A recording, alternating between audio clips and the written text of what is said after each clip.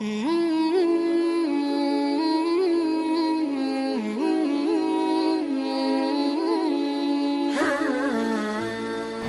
سامعین کرام، عزیزان گرامی، تمام تعریفیں اس رب کائنات کے لیے سزاوار ہیں جس رب کائنات نے ہم تمام کو بطور امتحان دنیا میں بھیجا ہے، پیدا کیا۔ اللہ تبارک و تعالی نے قرآن مجید کے اندر حضرات انبیاء علیہم السلام کو دو چیزوں کا حکم دیا۔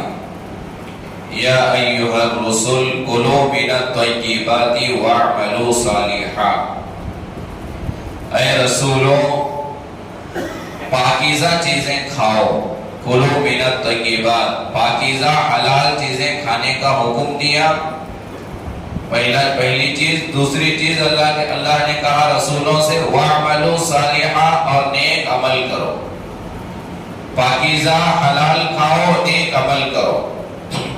مفسرین نے لکھا ہے کہ نیک عمل کرنے کے لیے کھانا حلال ہونا شرط ہے۔ جس بندے کا کھانا حلال ہوتا ہے، جس بندے کا کمانا حلال ہوتا ہے، جو بندہ حلال کھاتا ہے، اللہ اسے نیک عمل کرنے کی توفیق عطا فرماتا ہے۔ آج ہم لوگ چاہتے بھی ہیں تہجد پڑھیں، ہم لوگ چاہتے بھی ہیں زیادہ سے زیادہ نفلی روزے رکھیں، ہم لوگ خواہش اور تمنا کرتے ہیں کہ قرآن مجید کی روزانہ تلاوت کریں۔ نیکی کی خواہش، نیکی کی تمنا ہمارے دلوں میں بہت بار پیدا تو ہوتی ہے، لیکن کر نہیں سکتے، کرنے جی نہیں چاہتا، کرنے من نہیں چاہتا، سستی کاہلی آ جاتی ہے درمیان میں۔ تو نیک عمل کرنے سے رکاوٹ، نیک عمل کرنے سے بچنے کی ایک وجہ بھی، دور ہونے کی ایک وجہ بھی کھانا حلال نہ ہونا۔ جب کسی انسان کے پیٹ میں پاکیزہ حلال کھانا پہنچتا رہتا ہے، وہ انسان کی طبیعت نیک کام کی طرف زیادہ مائل ہوتی ہے، وہ زیادہ نیک کام کرنا چاہتا ہے۔ اور جس انسان کی غذا، جس انسان کا کھانا حرام ہوتا ہے، جس انسان کی غذا، جس انسان کی کمائی، جس انسان کا کھانا پینا حرام ہوتا ہے، وہ حرام کاری کرنے کی طرف مائل ہوتا ہے، وہ نیکی کی طرف اس کا دل نہیں چاہتا، اس کے دل ہمیشہ حرام کام کرنا چاہتا، جھوٹ بولنا چاہتا، غلط کام کرنے کی خواہشیں پیدا ہوتی۔ تو نیک عمل کے لیے حلال روزی کا ہونا، حلال کھانے کا ہونا بہت شرط ہے۔ نمازوں کی پابندی نہیں ہونے کی وجہ یہ بھی ہے کہ ہم لوگ کھانے کی تمیز نہیں کر رہے۔ آج امت کے اندر حرام حلال کی تمیز کرنے کا جو جذبہ تھا، جو پہلے تحقیق کی جاتی تھی، آج کوئی تحقیق نہیں کر رہا۔ اچھے لوگ تحقیق نہیں کرتے، کوئی بھی دعوت دے دی ہم چلے جاتے کھانے کے لیے، ہم دیکھتے ہی نہیں کہ اس کی کمائی حلال ہے حرام ہے، یہ کہاں سے لا کر یہ کھلا رہا ہے، کوئی تحقیق نہیں ہوتی، بس دعوت مل گئی چلے گئے کھانے کے لیے، کوئی کچھ لا کر دے دیا، تحقیق کیے نہیں، مسئلہ معلوم نہیں کیے، لے کھا لیے، اب پتہ نہیں کہ وہ حلال تھا یا حرام تھا۔ اب وہ حرام کی ذات پیٹ میں چلے گئی، اب ظاہر سی بات ہے نیک کام کی طرف دل نہیں کرے گا، نیک کام کرنے کو جی نہیں چاہے گا۔ تو حلال کمانا، حلال کھانا یہ بہت ضروری ہے۔ پھر اس میں نیکی کی خواہش پیدا ہوتی ہے، تہجد پڑھنے کی خواہش اور تمنا ہوتی ہے۔ جو حلال کھاتا ہے، حلال کماتا ہے، حلال کے ساتھ زندگی گزارتا ہے، پھر اس کے اندر یعنی نیک کام کرنے کے جذبے پیدا ہوتے ہیں۔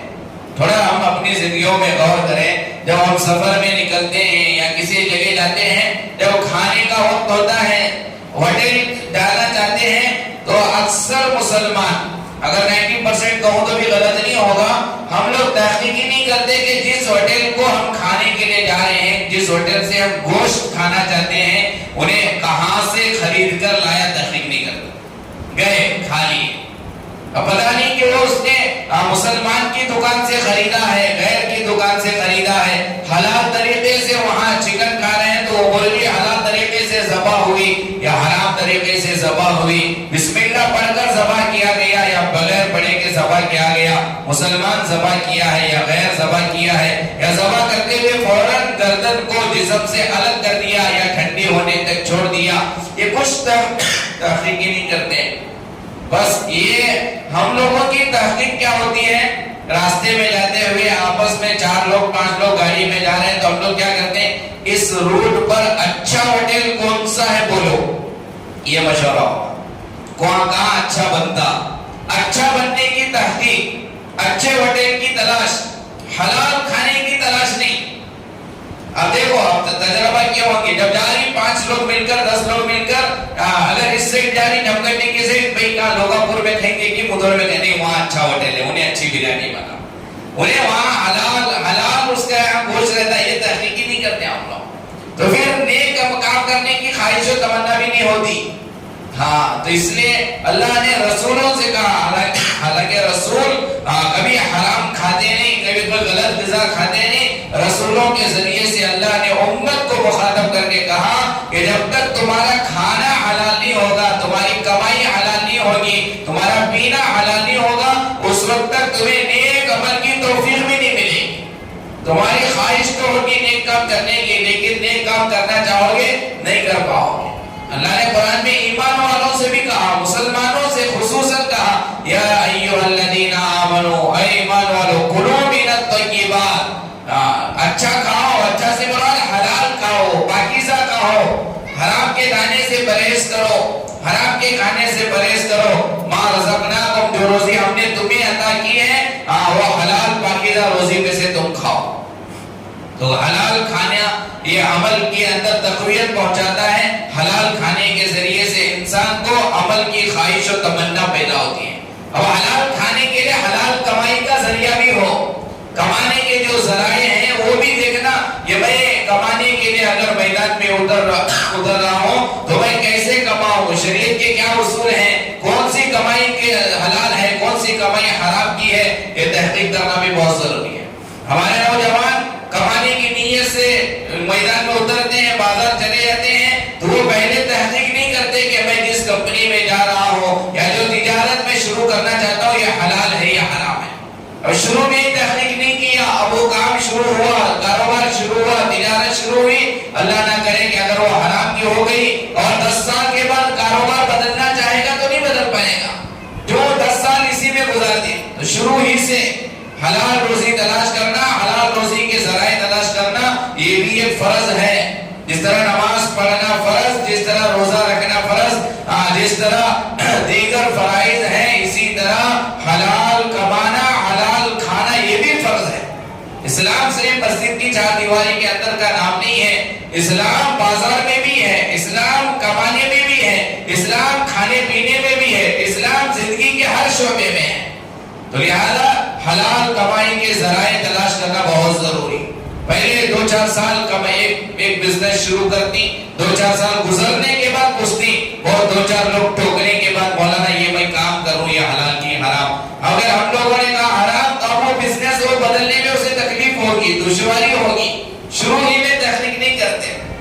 اسی لیے فقہائے کرام پر اللہ تبارک و تعالیٰ کروڑوں نعمتیں برسائے، جہاں فقہائے کرام نے نماز کے مسائل بیان کیے، جہاں فقہائے کرام نے روزے کے مسائل بیان کیے، جہاں ہمیں دین کی بہت ساری معلومات فراہم کیے، وہیں فقہائے کرام نے یہ بھی بتایا کہ اگر کوئی نوجوان اب وہ جب کمانے کی عمر کو پہنچا، اب وہ کمانے کے لیے کوئی پیشہ تلاش کرنا چاہتا ہے، تو سب سے پہلے کمانے کے لیے برکت والی روزی کمانے کے لیے سب سے پہلے کس پیشے کو اختیار کریں، یہ بھی لکھا ہے علماء کرام نے۔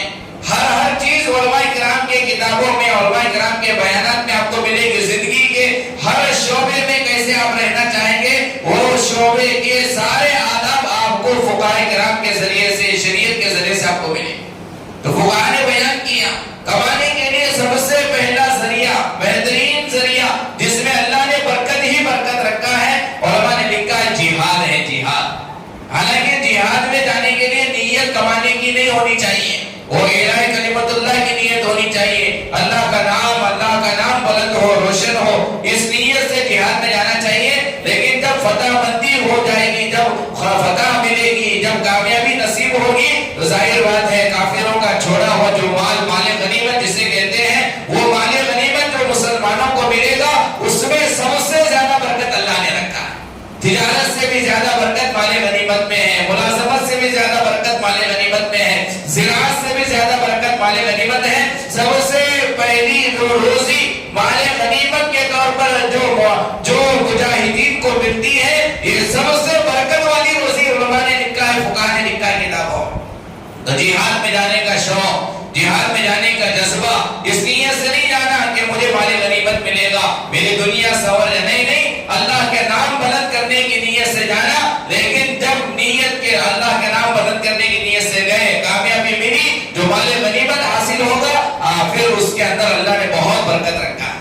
اب یہ اجتماعی طور پر ہونے والا عمل، کبھی کبھار ہونے والا عمل، لیکن زیادہ برکت تو اللہ نے جہاد کے مال میں مال غنیمت میں رکھا ہے۔ اب دوسری چیز کاروبار کے اعتبار سے فقہاء نے لکھا ہے جس میں زیادہ برکت ہے، جو کاروبار اگر کوئی کرنا چاہے تو کوئی حلال کمائی کمانے کے لیے کوئی پیشہ اختیار کرنا چاہے تو کیا کرے؟ جہاد کے بعد دوسری چیز علماء نے لکھا ہے کتاب میں کہ اس کے بعد تجارت کا درجہ ہے، تجارت کرنا، مال خریدنا فروخت کرنا، ایک علاقے سے مال لانا دوسرے علاقے کو مال دوسرے علاقے کی طرف منتقل کرنا۔ تاجر حضرات جو ہیں ان کے تعلق سے حدیث میں برکتوں کی تعلق سے اللہ کے نبی علیہ السلام کے ارشادات ہیں۔ تو دوسرا درجہ کاروبار کے لیے اگر کوئی دیکھنا چاہ رہا، کمائی حلال کمائی کے لیے اگر سوچ رہا، تو اگر وہ جہاد ہے، جہاد کے بعد تجارت کا درجہ ہے، تجارت کرے، تجارت میں اللہ نے برکتیں رکھا ہے۔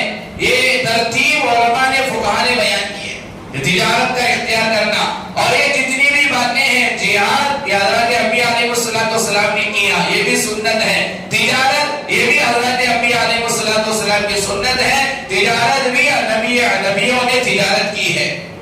تجارت کرنا یہ حضرت انبیاء کی زندگی سے ملتا ہے، اور اس کی جو برکات ہیں، اس کے جو احادیث ہیں، وہ سارے احادیث سنانے کے لیے وقت نہیں، بلکہ کوئی اگر بزنس کوئی کام کرنا چاہے تو پہلے کسے سلیکٹ کریں؟ تجارت کو سلیکٹ کریں۔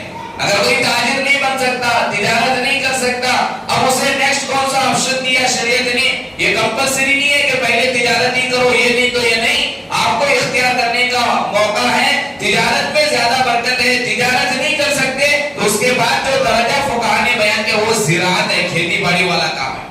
کھیتی باڑی والے کام میں بھی اللہ تعالیٰ نے برکتیں رکھی ہے، اور فضائل بھی احادیث میں کثرت سے وارد ہیں، اور حضرت انبیاء علیہ السلام نے بھی کھیتی باڑی کا کام کیا ہے۔ سب سے پہلے پیغمبر، سب سے پہلے انسان جو دنیا میں آئے، حضرت آدم علیہ السلام کے بارے میں تفسیر میں لکھا ہے، حضرت آدم علیہ السلام دنیا میں آنے کے بعد کھیتی باڑی کا کام کیا۔ تو کھیتی باڑی کا کام کرنا ہے حضرت آدم علیہ السلام کا کام ہے۔ تو تجارت کے بعد زراعت کا کام، اور اس کے بعد اگر کوئی تاجر نہیں بن سکتا، اگر کوئی کھیتی باڑی کا کام نہیں کر سکتا، لیکن کرنا محنت ضروری ہے دنیا میں، گھر بیٹھے دعا کرے گا تو پھر گھر بیٹھے دعا کرنے سے کام نہیں چلتا۔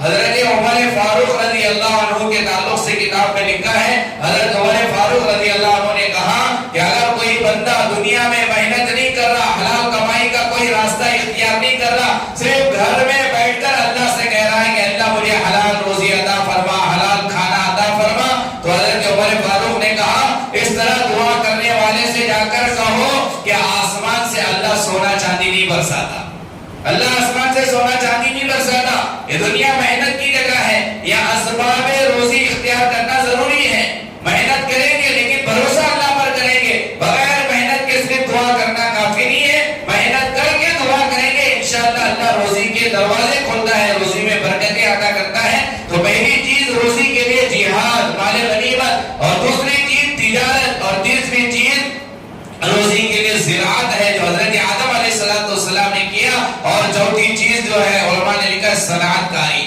ہاتھوں سے کوئی کام کرنا، ہنر، کوئی ہنر سیکھ لینا، جیسے ٹیلرنگ ہے، ٹیلر بن کر، یہ بھی اچھا کام ہے، اور اسی طریقے سے کوئی ریپیئرنگ والا کام کوئی سیکھ لیا حلال کمائی کے لیے، یہ بھی اچھی چیز ہے۔ فقہاء نے کہا کہ اس میں بھی اللہ نے برکتیں رکھی ہیں، اور حضرت انبیاء علیہ السلام نے بھی اس طرح کے کام کیے ہیں۔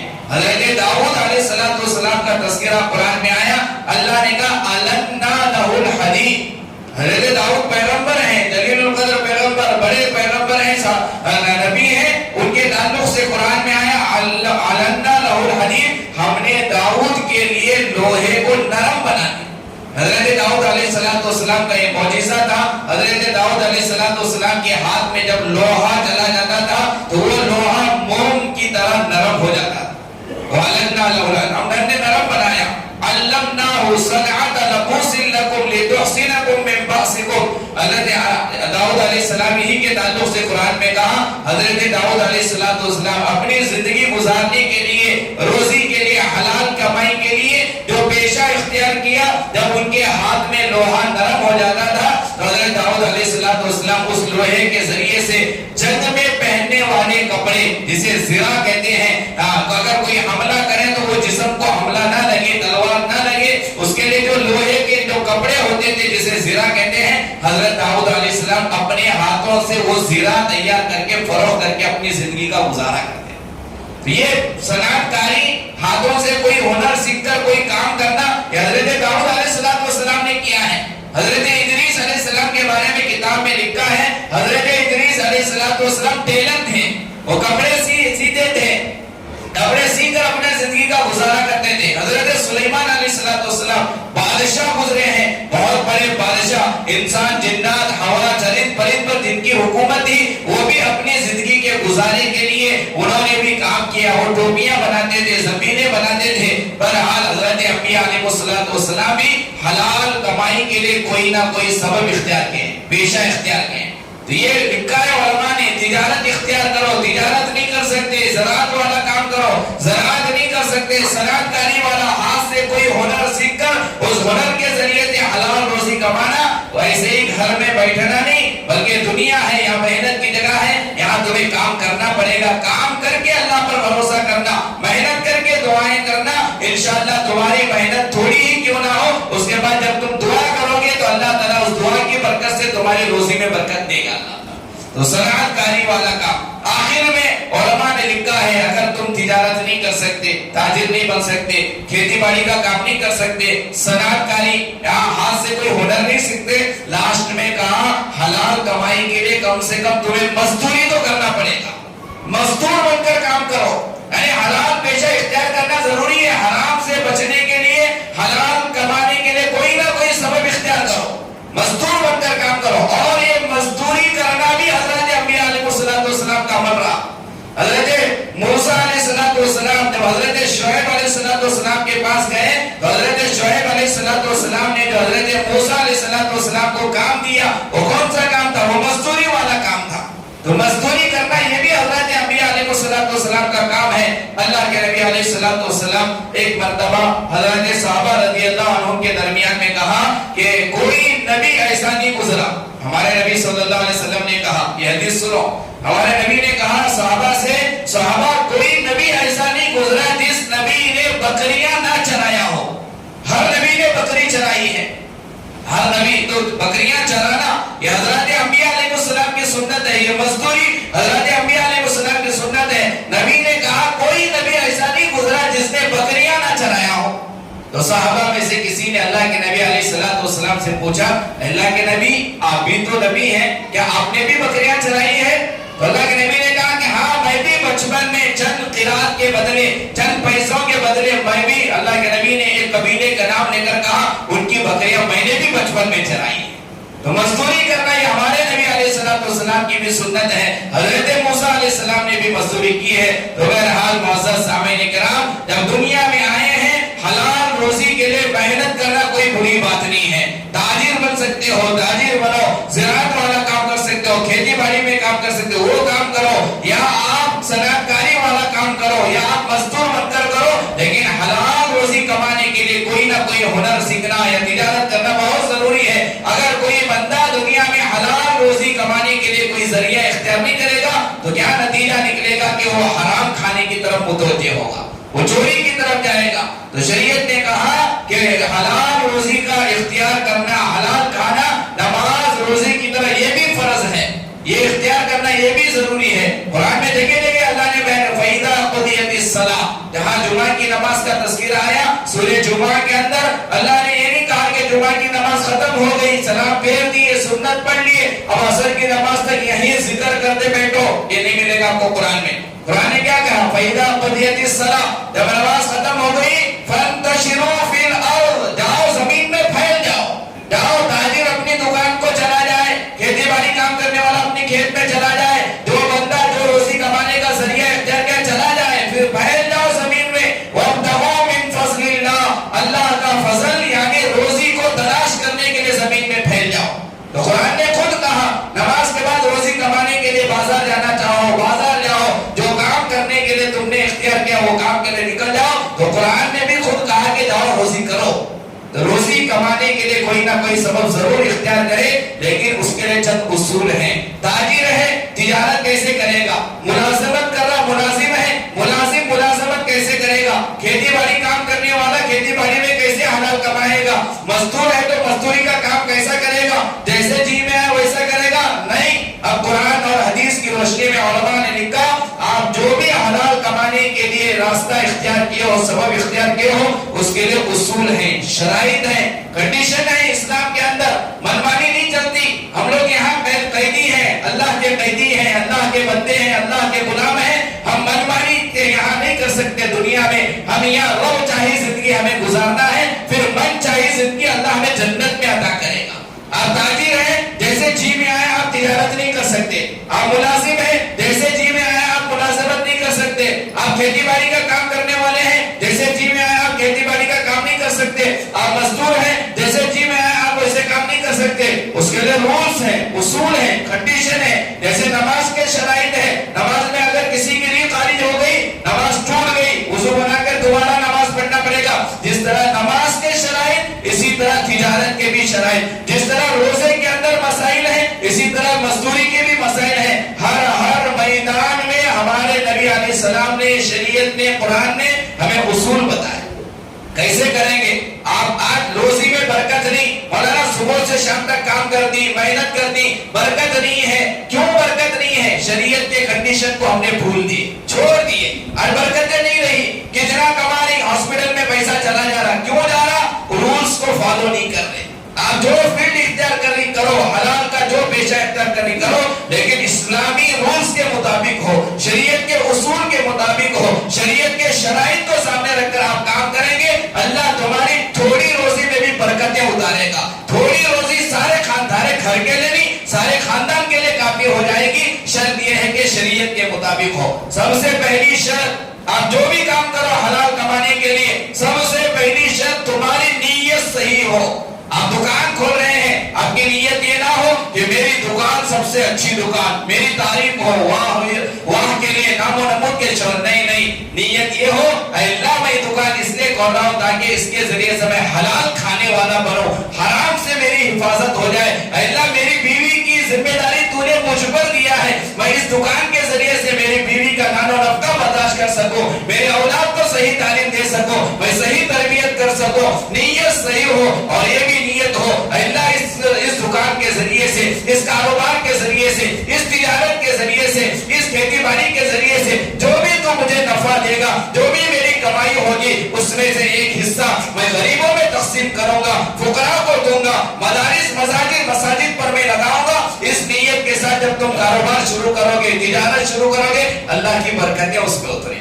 اگر تم نیت اگر غلط ہے، شروع ہی میں نیت غلط ہے، تو پھر اس کاروبار میں برکت نہیں آتی۔ تو پہلی شرط، جو بھی کام کریں گے نیت صحیح ہو۔ نہیں کیے تھے شروع میں نیت، اب دوبارہ شروع کریں، نیت صحیح رکھیں۔ جب نیت انسان کی صحیح ہوتی ہے، اللہ تبارک و تعالیٰ کے فیصلے بھی اس کی نیت کے مطابق زمین پر اترتے ہیں۔ حدیث قدسی ہے، انا عند ظن عبدی بی، میں میرے بندے کے گمان کے مطابق فیصلہ کرتا ہوں۔ میرے بندے کا گمان اگر صحیح ہے، میرے بندے کی نیت اگر اچھی ہے، صحیح ہے، اللہ کا فیصلہ بھی اچھا اترتا ہے۔ بندے کی نیت اگر غلط ہے، اللہ کا فیصلہ بھی اس کے نیت کے مطابق اترتا ہے۔ قرآن مجید میں تفصیل سے ایک واقعہ لکھا گیا ہے، انشاءاللہ آئندہ کے بھی بیان کیا جائے گا۔ نیت کے بدلنے کی وجہ سے قرآن میں تفسیر میں لکھا ہے، شان نزول ہے کہ باپ بڑا اچھا تھا، کھیتی باڑی میں کھیت تھا اس کا، جو بھی فصل آتی تھی اس میں سے ایک حصہ غریبوں کے لیے دیا کرتا تھا۔ باپ کا انتقال ہو گیا، بیٹوں نے سوچا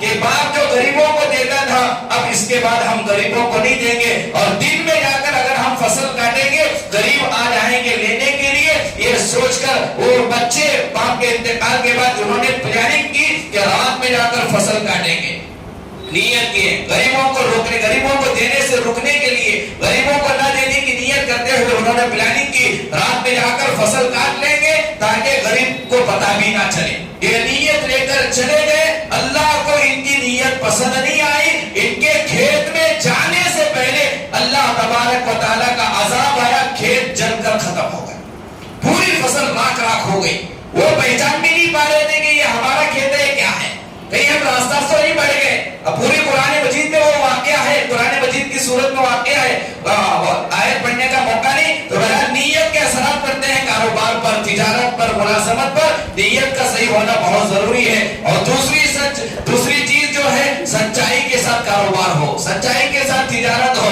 جس تجارت میں جس کام میں سچائی نہیں، یاد رکھو اللہ کی قسم کھا کر کہتا ہوں جو بھی آپ کام کرو گے بغیر سچ بولے کے کرو گے، قیامت تو آ سکتی ہے لیکن برکت کبھی نہیں آئے، نہیں آنے والی برکت۔ بندہ جھوٹ بول کر دکان چلائے اور اس کی خواہش ہو کہ میرے اس کاروبار میں برکت ہو، قیامت تک تو اس کے کاروبار میں برکت نہیں آئے۔ سچائی میں برکت ہے، الصدق ینجی والکذب یہلک، اللہ کے نبی علیہ السلام کی بات کبھی جھوٹی نہیں ہو سکتی۔ اللہ کے نبی نے کہا سچائی ہی تمہیں نجات دلانے والی ہے، کامیابی دلانے والی ہے، برکتیں دلانے والی ہے، اور جھوٹ انسان کو ہلاک و برباد کر دے گا، جھوٹ سے انسان کبھی کامیاب نہیں ہو سکتا۔ تو تجارت کے اندر نیت صحیح ہونا، سچائی رہنا، امانت داری بھی رہنا، خیانت کے ساتھ کام کریں گے اس میں برکتیں نہیں ہوگی، اور گاہک کے ساتھ نرمی کا برتاؤ کرنا، تاجر ہے کوئی خریدار آیا اس کے ساتھ نرمی کے ساتھ برتاؤ کرنا، یہ بھی حدیث پاک میں ہے، بخاری کی روایت ہے، اللہ کے نبی علیہ السلام نے دعا دی اس دکاندار کو، اس کاروباری کو، اس تجارت کرنے والے کو، اللہ کے نبی نے دعا دی، کیا دعا دی؟ بخاری میں ہے رحم اللہ رجلا سمعا اذا باع واذا اشترى واذا اقترى، اللہ تعالیٰ اس بندے پر رحم کرے۔ کون کہہ رہا ہے؟ نبی کہہ رہے ہیں، دعا قبول نہیں ہوگی، نبی کی دعا اس کے لیے اللہ کے نبی نے کہا اللہ اس بندے پر رحم کرے، اللہ اس بندے پر رحم کرے، رحم اللہ رجلا، کون بندہ جو دکان کھول کر بیٹھا ہے، کوئی کاروبار کر رہا ہے، جب اس کے پاس کوئی خریدنے کے لیے آیا یا یہ کوئی چیز بیچ رہا ہے، بیچنے کے وقت، خریدنے کے وقت گاہکوں کے ساتھ جو نرمی کا برتاؤ کرتا ہے اللہ اس پر رحم کرے۔ یہ نبی نے دعا دی، بخاری کی حدیث ہے۔ تو نرمی کے ساتھ کاروبار کرنا، خوش اخلاقی کے ساتھ کاروبار کرنا، امانت داری کے ساتھ کاروبار کرنا، اور آخر میں اصول یاد رکھنا، ہمارے کاروبار کی وجہ سے، ہمارے کام کاج کی وجہ سے، ہمارے حلال کمائی کے ذریعہ سبب کی وجہ سے اللہ کا حکم نہ ٹوٹتا ہو۔ دکان کھولے، اذان کی آواز آئی، دکان چھوڑ کر نماز جانا ضروری ہے۔ جب اللہ کا حکم سامنے آ جائے گا، میری تجارت سے بڑھ کر اللہ کا حکم، میرے کاروبار سے بڑھ کر اللہ کا حکم، جب اللہ کے حکم کو ہم اپنے کاروبار پر، اپنی دکان پر ترجیح دیں گے، اس کاروبار میں اللہ برکتیں اتارے گا، رحمتیں اتارے گا، وہ چھوٹی سی دکان سارے خاندان کے لیے کافی ہو جائے گی۔ آج برکتیں نہ ہونے کی وجہ یہ ہے کہ آج ہماری تجارتوں میں سچائی نہیں رہی، امانت داری نہیں رہی، دکان کھولتے ہیں، اذان ہوتی ہے، نماز کی کوئی فکر نہیں ہوتی۔ جب اللہ کا حکم توڑیں گے تو اللہ برکتیں کیسے اتارے گا؟ جب سچ کو چھوڑیں گے تو اللہ کیسے برکتیں اتارے گا؟ ان اسلامی اصول کے مطابق اللہ تبارک و تعالی ہم تمام کو اپنا اپنا کام کرنے کی توفیق نصیب فرمائے، آمین۔ وآخر دعوانا الحمد